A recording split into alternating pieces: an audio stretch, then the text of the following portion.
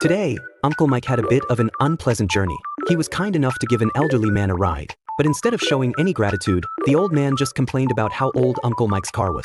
To make matters worse, he kept his head turned away the whole time. He flat out refused to even speak to Uncle Mike. The moment they arrived at the Hot Spring Hotel, the old man's mood flipped, and he happily went to find his family. Yet, the second he turned back to talk to Uncle Mike, he went right back to being cold and indifferent. Uncle Mike realized this man was actually his client, so he had to bite his tongue and just get the job done. As it turns out, he was there to help rebuild an area that had been devastated by an earthquake.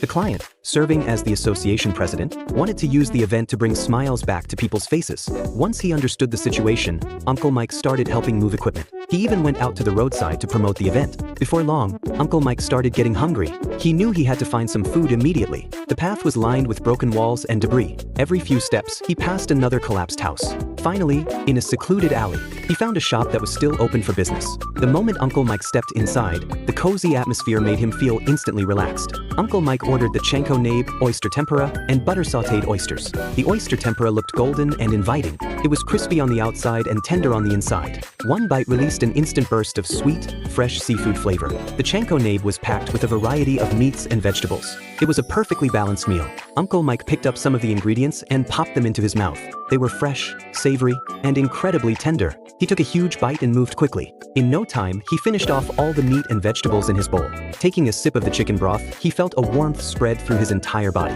The butter sautéed oysters were even richer in flavor. Infused with butter, the oysters filled his mouth with a wonderful aroma. He gave them a squeeze of lemon juice, creating layers of sweet and sour notes. Uncle Mike made quick work of all the dishes. Then he asked for some rice porridge. It was prepared using the leftover broth from the pot.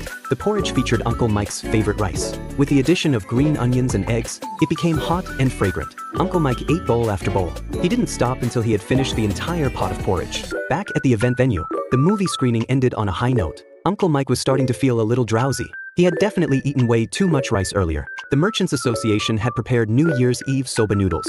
Uncle Mike joined the crowd to eat together. Amidst all the ruins, this warm meal became his most cherished memory.